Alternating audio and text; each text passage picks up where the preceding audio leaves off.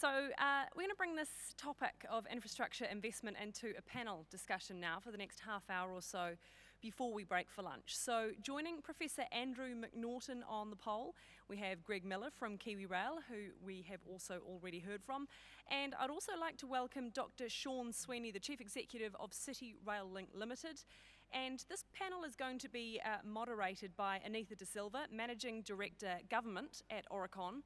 And I would just encourage you to put through your questions for Anita via Slido, and we'll try and incorporate as many of them as we can into this panel discussion. So over to you, Anita.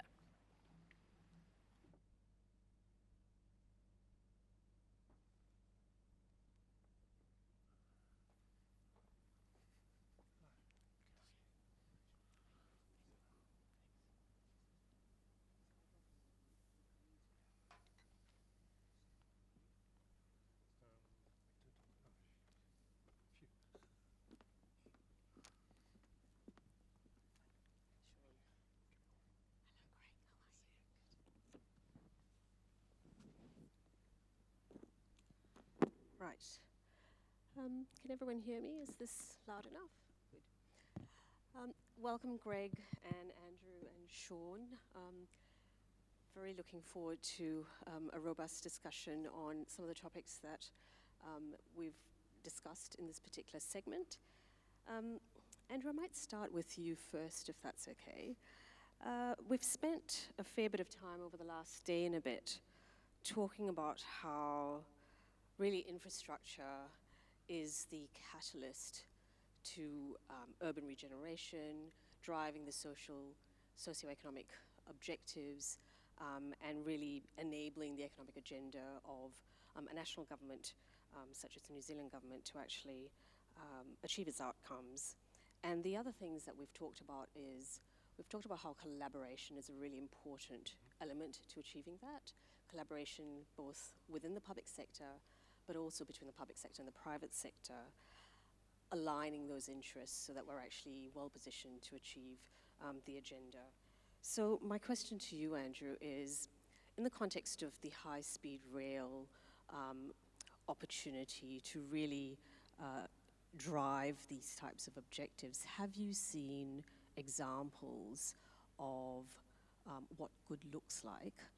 And importantly, has there been enough longevity to be able to then say that we started with a strategy against this backdrop of policy objectives, and now we've actually delivered against that? Are there any case studies you can talk about? I think there are an increasing number. Some of the schemes I can think of, there's a lot of post-scheme rationalisation, and I thought, oh, we didn't expect that.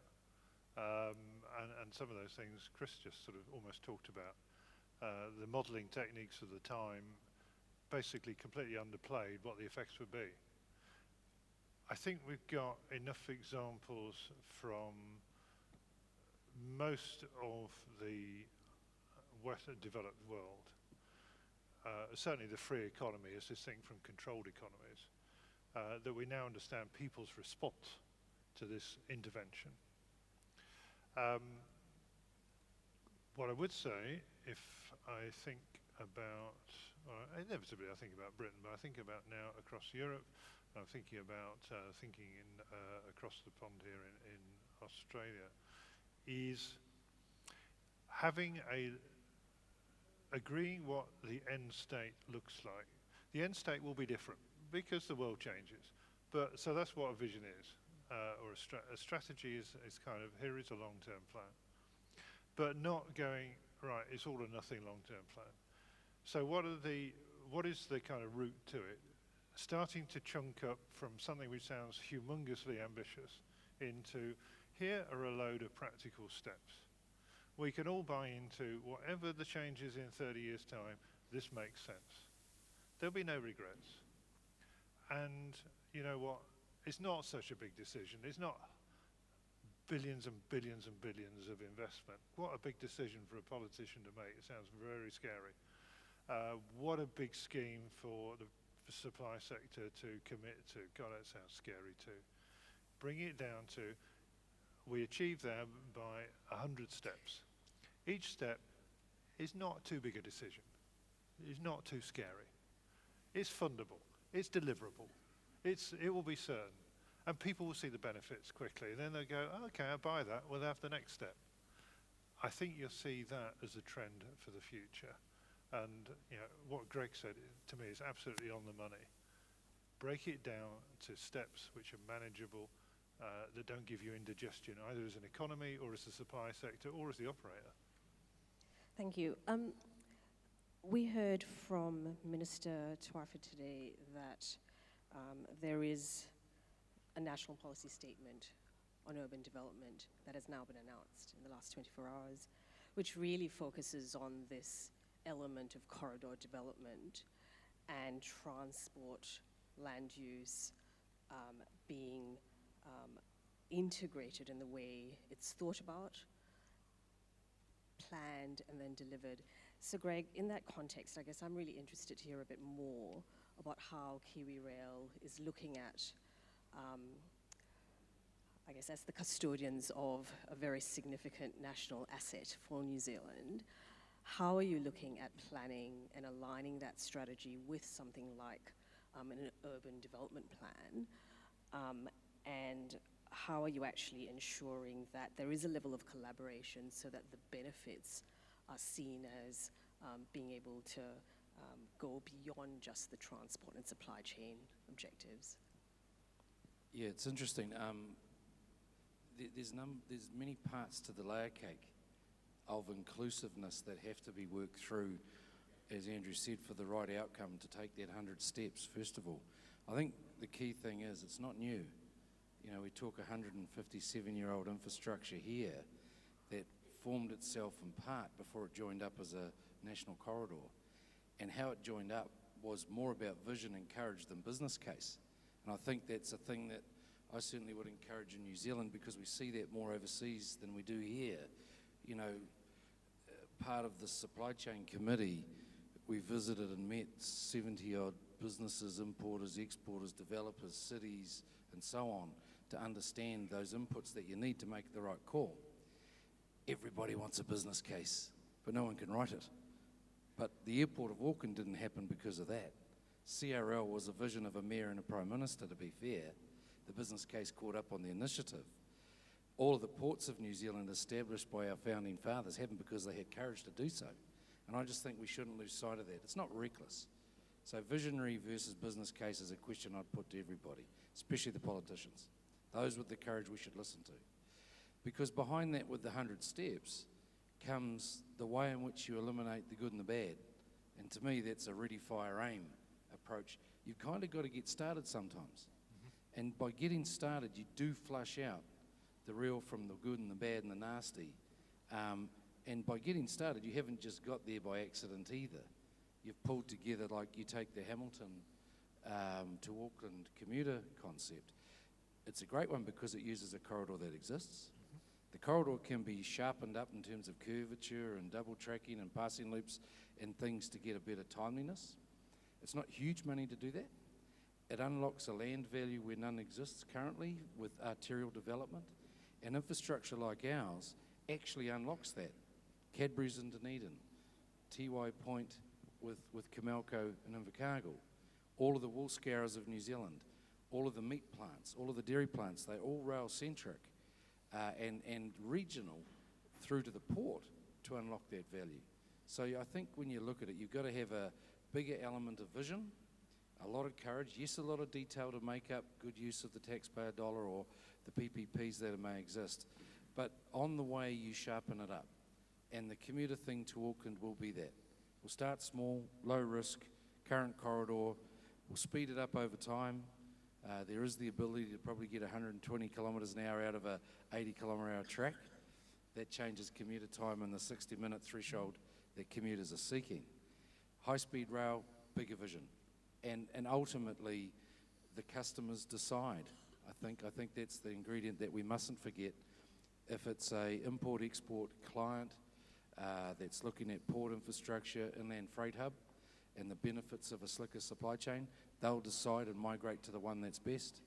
If it's a tourism strategy and unlocking our corridor land value for hotels, something we haven't done, something we're looking at, that drives a bigger, fuller, better earning train, in a beautiful country when rail tourism globally is growing as fast as coastal cruising and international cruising. These things are really apparent to us, and we should get on and look hard at them. Whether it's section development in the Waikato adjacent to the corridor to build a better option for our youth trying to buy into a housing market in Auckland that's out of control, why not? And the world has rail commuter services adjacent to residents, adjacent to the future workplace. So there's a bunch of things in that, but I don't think we should be scared. I'm really excited about seeing what this Infrastructure Commission does, because I think they'll take us into a better framework of thinking about how we maybe debt fund. Let's not be scared with interest rates being so low, and let's not be scared to say, 30 years' time, we're not going to worry about it. Electrification was 250 million from Hamilton to Palmerston North not that long ago. Now it's billions to catch up on the 150k gap. So let's not be scared. It's never as cheap. Sean had talked to that. You know, the CRL is going to be a big thing for our nation. I think it's a maturing thing. Thank you, Greg. So that's a great segue for you, Sean. You are delivering a very substantial upgrade to the Auckland rail network. It has a tremendous potential to really create the amenity uplift that significant transport networks can provide.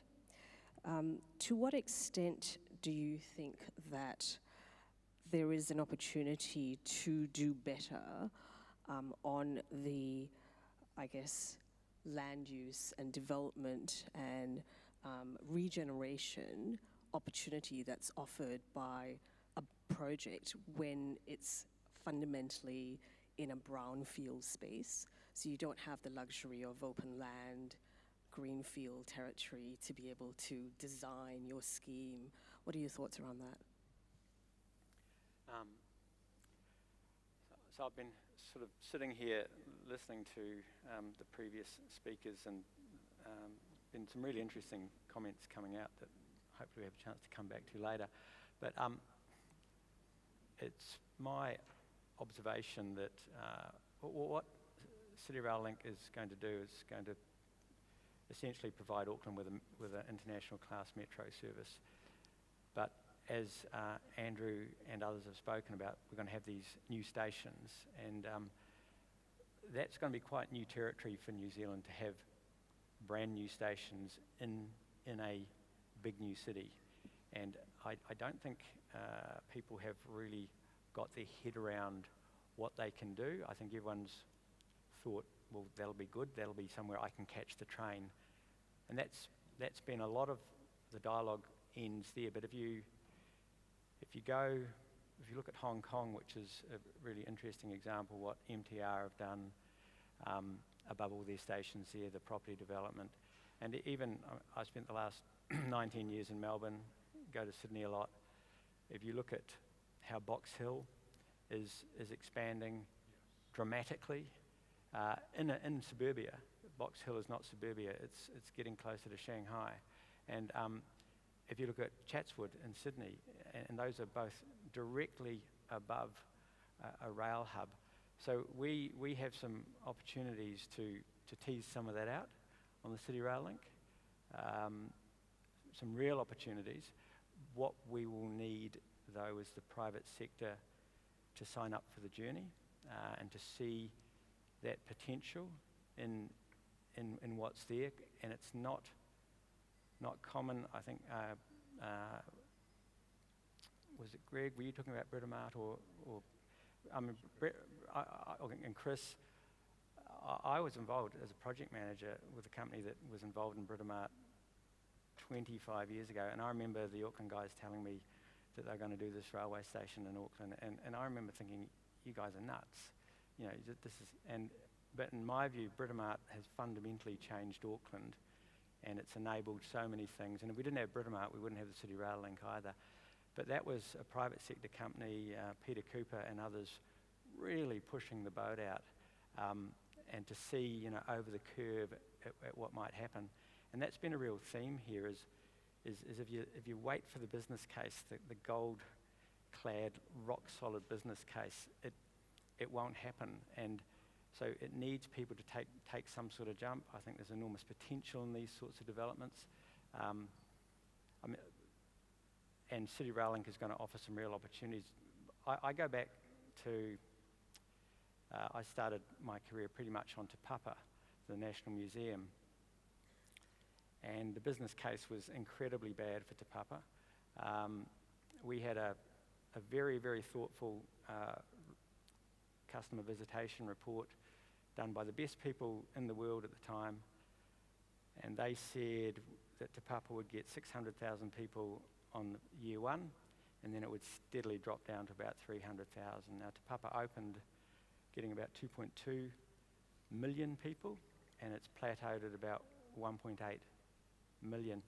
What that business case, that analysis never tracked was Te Papa changed the visitation patterns in Wellington from overnight stay in Wellington went from 0.7 to 1.7, and when that happens, people are staying, they're eating, they're not just coming in and out. And all those externalities, and I think we've all talked about that, they just don't get captured by these business cases. And it's a bit of a shame that that failure to capture those externalities that are absolutely there seems to have held New Zealand back.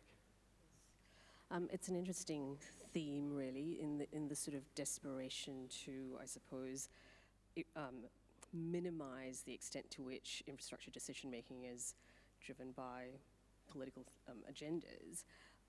It appears that we have, in so many parts of the world, ended up with this very narrow construct of what is, in fact, the appropriate evidence base, and the narrow sort of economic modelling that basically sort of underpins that, which ultimately, as you say, Sean, and also Greg, you made the same point, doesn't necessarily capture how behaviours will change going forward, but also the social value. Andrew, have you had experience of long-term projects, because high-speed rail projects take a while to build, long-term projects such as high-speed rail projects actually not being devalued because of this narrow construct at the point at which government is looking to actually allocate their investment dollars? Okay. If I think of some of the French network, some of the Spanish network, more recently the Italian, so we're starting to get a bit of a basket here of things. The changes made by the Dutch, which is not very high speed whizzo stuff, but it's about fast enough to make the difference, not as fast as you can be realistic. Why have they been successful? Yes, they've done the economic business case.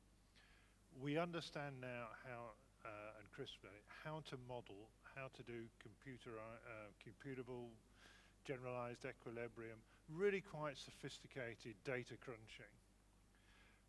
But they're all about a potential future.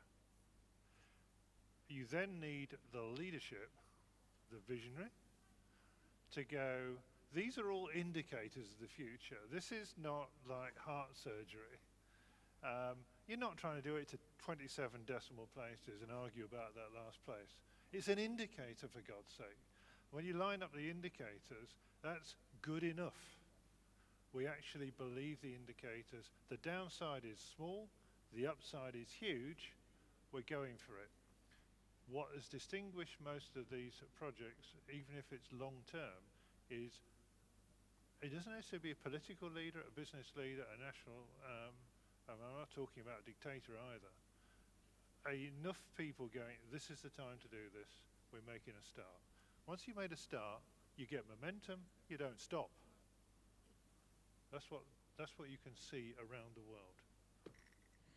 We're seeing it at the moment in Australia, we're seeing it around Melbourne, where you've worked so much. Nothing there is particularly flashy. It's not, risking the whole national debt, but they're doing something and they've seen it work, and they're doing something more because they now believe the way they made it. Yeah, and you start to build in these things. You'll see it in Sydney soon. I'm sure you'll see it here. I want to quickly get on to the topic of funding and financing. Complex debate tends to in my experience, having worked in the infrastructure sector in multiple jurisdictions, draw a lot of emotion to the fore. Do you think that there is and sorry, just backing up, Andrew, I was very intrigued by your chart, which showed sort of the inverse relationship between risk and financing sort of options, correct? Which is consistent with sort of, I guess, de-risking a project. Do you think there is a more mature debate that can be led around what is the optimal mix against the project characteristics over a particular, I guess, life cycle period? Construction, operations. Do we need to sort of get a bit more nuanced about how we look at that topic and then sell it to the community? I'll make a very quick answer because I actually don't want to dominate this. This is really about what is right for New Zealand. What I observe is what we come to believe. We talk to the financiers, for example, in the City of London. They are very creative financiers. They made two comments. One is, at any given time, however well the economy is going or not going, we can bite off a certain amount. We can take a project for 1 to 2 billion, and we can fund that. We can sublet the risk and everything else. Come at us with 20 billion, we can't do it. We cannot do it. Even however creative we are, we can't handle that. It's back to there's lots of reasons for having small projects. The second is, we'll take risk when we can understand it, and when we can control it. We can actually control construction risk. We can control revenue risk in operation. We can control maintenance risk, or at least we can make a judgment. Planning risk, you end up going to build a tunnel under a town because the town's pretty miserable about it. We can't control that because that is a planning risk, a political risk. We can control the planning risk around a particular locality because we do that for shopping centres, whatever. This is big linear stuff. Come to us when you've gone far enough down my graph that we can see the risk, we can value the risk. We're not going to charge you stupid amounts for the unknown. That's when they really come into play. Greg, I'm keen to hear your thoughts. Yeah, look, I don't disagree with any of that risk profiling and benefit cost ratio value stuff. That's essential. But I think, again, looking back to look forward, if you go to 1972, our GDP was 12 billion, 25 times greater this year. So who are we building long-term infrastructure for, and how do you fund it? And that's one thing I encourage the government to think about, along with the committees they establish, is that don't be scared that GDP is going to roll backwards, and there hasn't been a world recession that's done that. There's dips and flats and carry on, but the trajectory stays constant, it's up. So can New Zealand fund its way through to better infrastructure? Absolutely. And we won't take 40 years to get to a $500 billion economy that can fund a great deal more. So with the debt servicing ability at an all-time record low, with an open-minded, visionary approach to it, I think the answer lies in the outcome. Who's the customer? Our GDP is primary export and tourism. It dominates, and it's great. And so we need to look at what supports that. And that's the community infrastructure investment as a workforce, and then that's the critical infrastructure of arterials to port, that's the ports themselves, and that's the internal and international visitations. So I say $500 billion economies around the corner in our lifetime. What are we doing? Yeah. And if you look at the nations that I think have been most progressive that I've worked with and seen, you see what Temasek achieved in Singapore by bringing the best of the nation's infrastructure people to the table, to not have the debate but get on and do the work and find that visionary direction and commit to it. That enterprise, which was CEOs professionally working on behalf of the Crown, developed a country from not much to a great thing. And there's many examples of it. So I think there's a vision component, there's a future look in terms of who the customer is, you've got to know that, who the consumer of this thing might be, and then what is the trajectory of potential earnings propositions for long-term capital. And keep it to that three principles, and you probably won't get it too far wrong. Sean, you have worked in some projects that have looked at alternative financing solutions. What are your thoughts around things like, value capture and other sort of land-based sources of capital? Maybe I've had a sheltered life, but my personal experience is just being in and around discussions in and out of government about value capture have been, and I think you know a little bit of this, Anita, it's been oversold as to what it can do. It's got some people very, very excited and ultimately disappointed. I actually don't think value capture should be the reason why you explain you're going to do something. It's a bit of, it can be this esoteric concept that maybe enables you to trick the business case, which if you use it to do that, then good on you, because we need something to trick the business case. But I think there's certainly value uplift, massive value uplift in transport projects, and there's been graphs that we've looked at today showing all of that, and I've certainly seen it in Melbourne in the last 20 years. It happens in a way that is I think, a little bit problematic for governments to harvest, and I think they've had trouble around some of the metro projects in Melbourne recently getting what they thought they'd get out of it. But I don't think that's not a bad thing. I think the concept is a little bit more challenging than people think. The simple facts are there is value creation. I think massive value creation in transport infrastructure projects, and that probably should get shared around between the people who own the land and the people who are paying for the infrastructure. I think there are other ways that you can get targeted rates and things like that can do just as good a job at making sure the government gets a helping hand. I've just seen the odd minister, not here in Australia, get very excited with value capture and think it's going to start spinning straw into gold, and it never does that. I think it's a thing along the way. Yes, we've, having come from Australia as well, we've just had the Turnbull government sort of be very energized by the opportunities of value capture, but unfortunately the implementation and the reality are a little bit disconnected from that.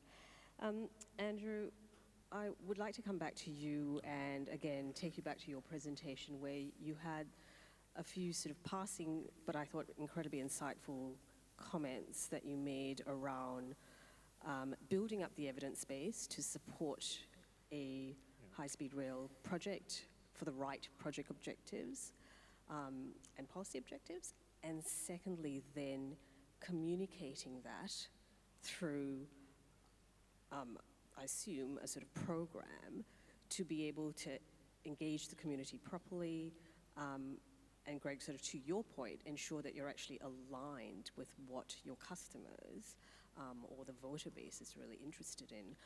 So my question around that, Andrew, is again, what have you experienced as being the things that have caused such a communication exercise to be successful versus not? We've learned what we think is good, largely by doing bad and regretting it. And if I took all my clothes off, you see a lot of scars. Don't worry, not going to happen. What we have learned is that communication is listening. And I may have just mentioned that a little bit. What we've learned is giving people the conviction that because we listen, we will change. So they're not talking to my hand. We have learned that if we put all our experts, who tend to be, because this is a railway business, people of a certain age and profile out there, they tend to tell people what's good for them. That does not go well. Our team ended up, we put out all our young people. Our team average age was low 30s. It was 43% female, because strangely out there's quite a lot of the population that seems to be female. We put out people of diverse ethnic background because we are a diverse country. And they had conversations with people because they were young enough to listen. They didn't know it all. And we brought people along. It doesn't mean that everyone turned into raving fans. It meant that people understood, that people had their say, that they saw a difference. Some people moved from neutral to positive, some people moved from negative to neutral, and some people you will never change. But they couldn't say they weren't listened to. And everything we did, we put on the internet. The other thing we learned is, government organisation. How fast did we respond to some scare story on Twitter? Well, it usually took us about 3 days to get ministerial approval. Bloody hell. Twitter is gone in 20 minutes. So, we had to the hardest thing was to get permission to respond on Twitter in under 20 minutes. Consulting 100,000 people. I've talked to over 100,000 people and asked, that's why I'm so bad with names now. That was easy, that was hard. The hardest bit was convincing government that we had to have the freedom to respond to stupid stories. Anyway. Greg, I'm really keen to hear your comments on the same topic as well, because you really have a sort of commercial customer base as well as a commuter customer base, so it's quite different sort of drivers. How do you stay close to that? Yeah, it's an important part of the business that you have to separate to a degree. The public benefit component is a very noisy, very competent, very fast-moving thing, and you've got to stay in that and ahead of that. But the commercial side of the business is exactly that. It probably has a bit more rigour and different terms and conditions involved, so you have a structure.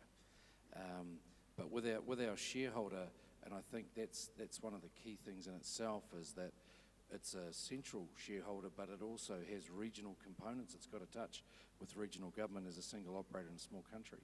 So we've got sort of a segmented strategy to make sure everybody's heard. And if you take the coalition that we're working for, there's actually 6 ministers involved in the railway story. And each of them has a set of scenarios they're looking to achieve outcomes on. I think it's fabulous. It takes a bit more work and a bit more effort and a lot more listening, but what you get is a series of great ideas that actually, once you align the complementary components, they're more in sync than they are indifferent. But the key thing is listening to the commuter as important as listening to the politician. So we've got our ears on and our eyes open, and a team that works on that. You have to differentiate clearly what each customer's objective and outcome is, and I think that's just good common sense, actually. So Andrew, you made some comments around using sort of technology tools to enable a more experience-based, I guess, community consultation process. Can you tell us a little bit more about how that's actually worked to buy support? We're fortunate that we followed another project, Crossrail, that really started using building information management, but it only had started using it in the construction phase, in the classic de-risking approach. We decided, again, so big that this was a conversation with government, that we would embrace BIM from the start. So everything we did even before pre-feasibility would go into BIM. It was our single repository. We didn't want drawings, 3 dimensions. You take out a drawing with a line on a map to a community today, they don't understand maps. They follow Google Maps. They'll follow it over a cliff. Frequently do, actually, in Britain. Sorry, I'm going off on one here. We invested in BIM. We had to upskill our own team. We had to help our consultants to upskill because they could do construction BIM. But you said, let's expand it into pre-construction, into the effects in construction, because actually people wanted to talk about the effects in construction. And then we've extended it into the operation phase, so we could say, this is what operations really like. Once we got that, I mean, it's a database with, I don't know what the number of bytes is. It's beyond, it's so many terabytes, it's the next level up, and somebody will tell me what that is. We could then cut it down to, you live at 47 Acacia Avenue. You are 430 metres away from this railway. The railway isn't a cutting. This is what you will see. And actually, because we got this complete virtual railway, what they see is what they get. Done? I think we've just run out of time. I just really wanted to thank you all for the excellent discussion and frank comments. I think it's a really exciting time that we're at, where we've got the opportunity in New Zealand to actually really take a step change in the approach to developing these projects for transport purposes, but also more importantly to really create that economic and amenity uplift. And it's been really a privilege to be able to chat about those topics with the three of you. Thank you. Thank you. Thank you.